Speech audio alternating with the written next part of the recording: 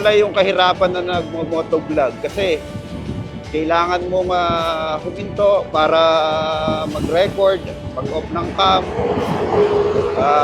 check mo yung mga gadget mo kung naka-on siya, kung nagre-record pa siya. Actually, this is the first time na tayo magre-record. Ngayon, first time ko from almost 15 years na hindi tayo gumamit ng kailangan natin maging maingat din kasi kailangan pa rin natin bumalik. Ngayon, alam naman natin, mostly dito sa Pilipinas, slow-moving vehicle. Alam naman natin yung mga kalsada, baga maliliit, marami ding mga obstruction. Gabares ng mga tricycle, yan. Kailangan din natin mag-ingat. Magpapagasolina muna tayo dito sa Shell kasi medyo malayo-layo bibiyahin natin.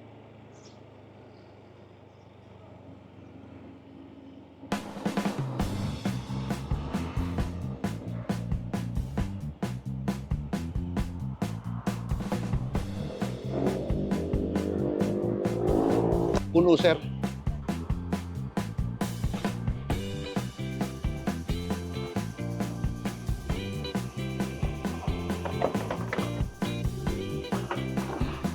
Muna ako. Wait. Wow, bawal.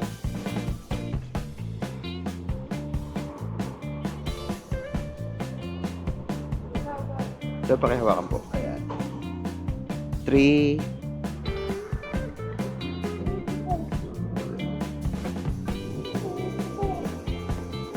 Bali, total bill natin is 384. Salamat.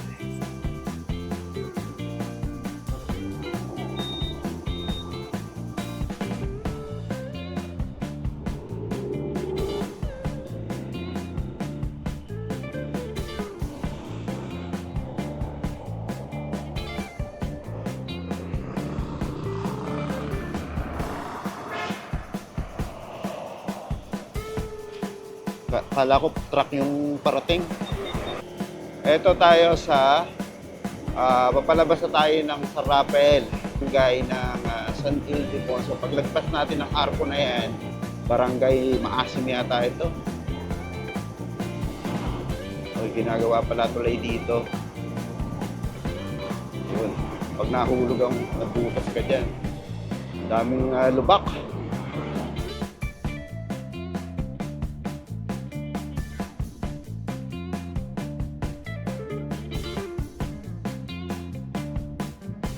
Kasi yung mga motor, syempre maligid lang naman ang gulong nito. Pangkaraniwan hindi umaano yan, hindi sumasakto. Pwede kayo mag-slide. Saka pangkaraniwan espalto. Pagka naman tag-araw, okay ang espalto kasi makapit ang gulong kasi rubber din naman yan. Pag tag-ulan yan talaga batulas ng mga... At eto, bumabay na baybay nga pala tayo sa San Ildefonso.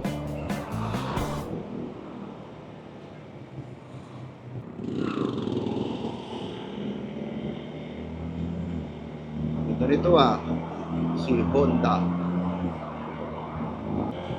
Ayan, dito nga pala sa parte na to, malapit na tayo dito sa pinaka-arko ng San Miguel. Okay. Maligayang pagdating sa bayan ng San Miguel. Jesus we trust in. Nakita niyo, andyan yung mark ng demonyo. Yan yung si Arcangel tsaka si Lucifer. Malabas, papasok kaya session.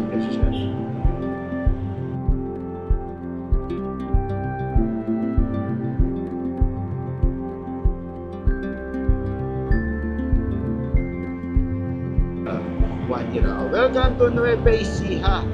Yan, dito tayo sa Nueva Ecija. Tayo ng bayan ng San Miguel. Sa bayan ng Bulacan at Nueva Ecija. Ito, open. Babali lagi ako ng pintot eh. Yung kusina, akala ko signal eh.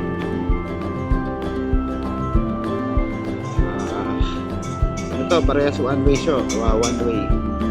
Yung kabuong linya na to, kabilaan. Papasulong. Yan.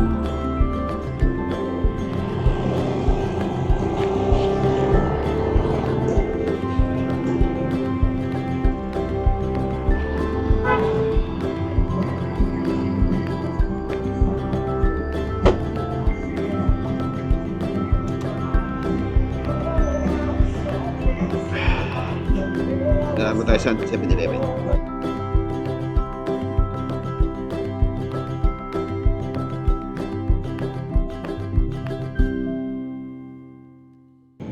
Bahay na kayo. Ganda ng bahay din, oh.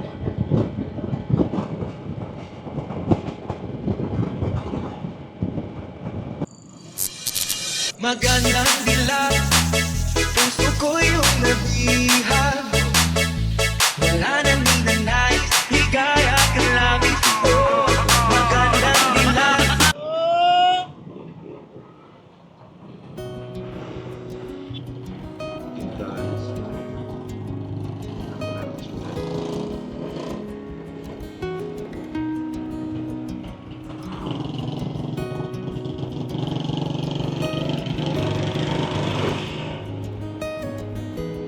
Ito nga pala sa bandang kanan ko. Dito is mayroong release ng trend ng araw. Ano ginamit pa rin natin yun, 90s. Ngayon binuwag siya, tinoy yung bagong train na to. Yun yung irrigation na rin natin sa bandang kanan.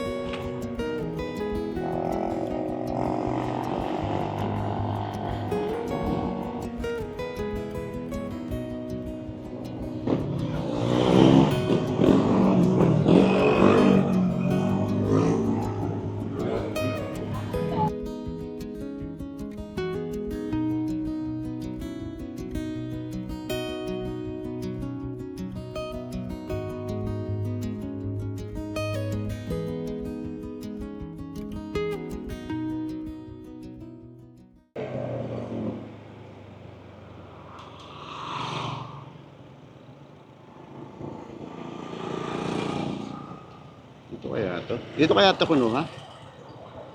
Wiltig, ito. Dito yata.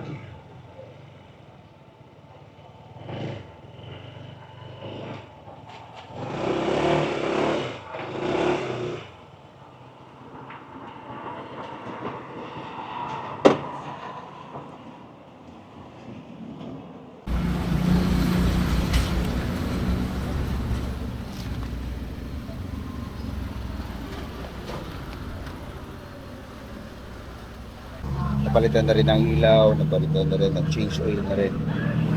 Ito yung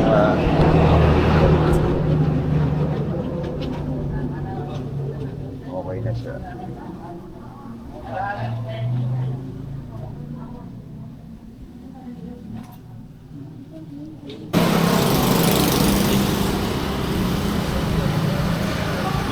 Sir, oh. Okay na, sir. Okay. Pagdariyan naman.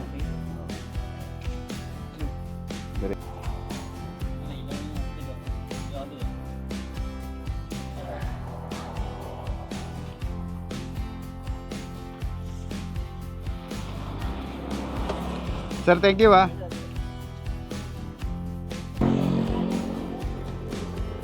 Kaya pupunta naman tayo sa Bukid.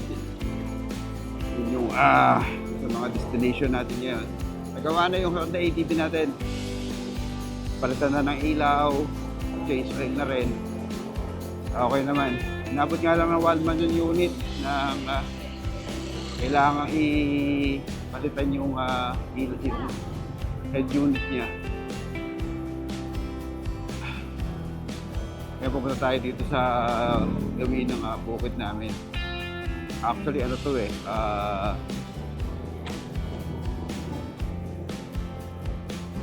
ginagawa namin to as camping site. Ha? Parking this way. Bakit dito dumaan?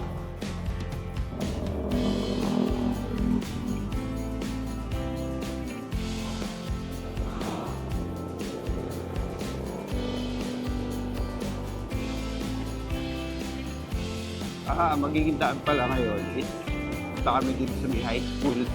May gilid doon sila tumataan.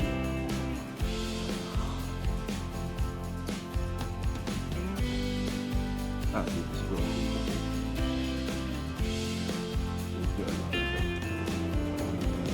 Ay, naku.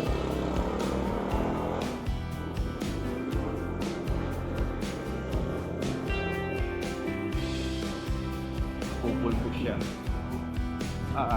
Mikot lang pala kami. siguro dahil sira yung kalsada sa kabila. Pwede rin kayong dumaan.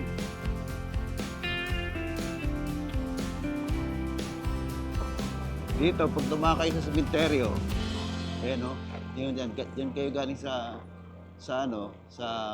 munisipyo. Dire-diretso lang yan. Ginagawa pala kayo dito sila dumaan. Yan ang binubutas.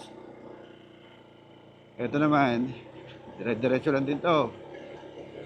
Ginagawa pala kalsada, kaya pina-U-turn pala. Butas-butas oh. Pwede nang taniman ng palay. Ma-enjoy naman natin yung scenery ng Minalungaw. Ayan, General Tino, Cockpit Arena. Dito lang yung camping site. Pag nakita nyo na yun, Medicare, kanan kayo.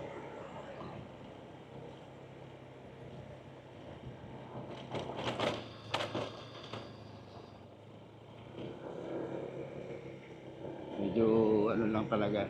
Kaya mapapansin nyo, nagiging brown siya pag sa panahon ng tag-ulan, tag-araw kasi alam naman natin na talagang walang ulan, mainit.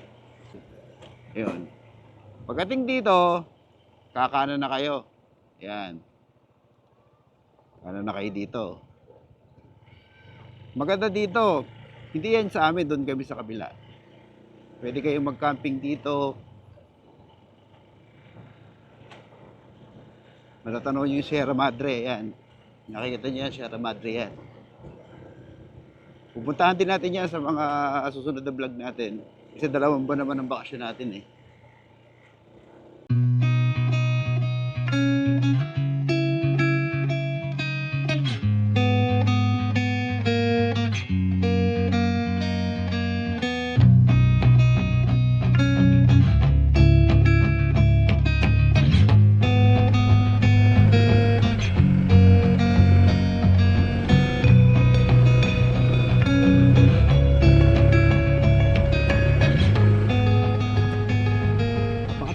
So yun nga mga sir, andito na tayo ngayon sa sinasabi ko na ginagawa namin na campsite. Di pa siya masyadong tapos kasi still nagpa-process pa rin, on process pa rin yung develop ng area.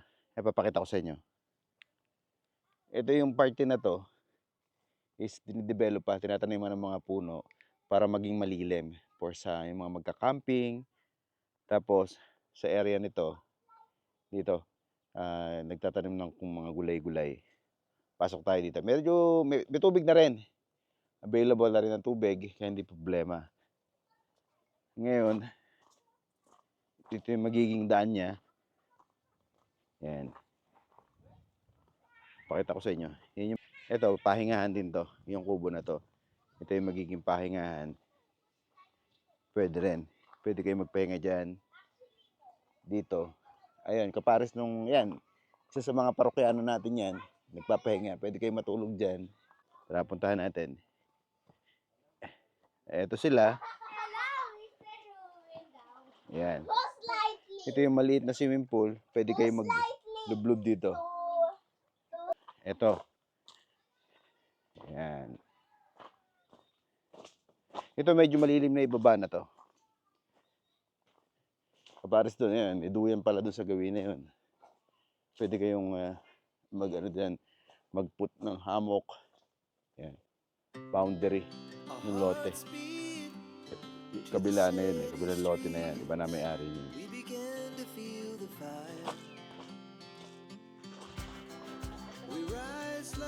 Ito. Pwede rin kayo mag-swing habang nagpapahinga. Dating naman ng gabi, pwede kayong maghuntahan dito. Yan. O dito. Kwentuhan. Yan. Pwedeng ilagay dyan yung maglagay ng lamesa.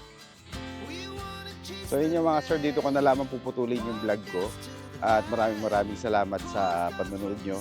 At kung gusto nyo bisitahin itong lugar nito, matatagpuan ito sa General Tino, Nueva Ecija, Barangay San Pedro. Kung siyang hanapin, panoorin nyo lang yung bawat video, detalyado naman to. O dito na lamang, hanggang sa muli, maraming salamat. God bless, stay safe, bye.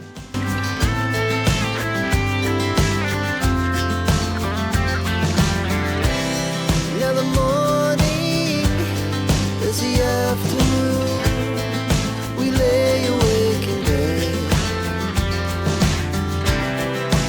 so loud as the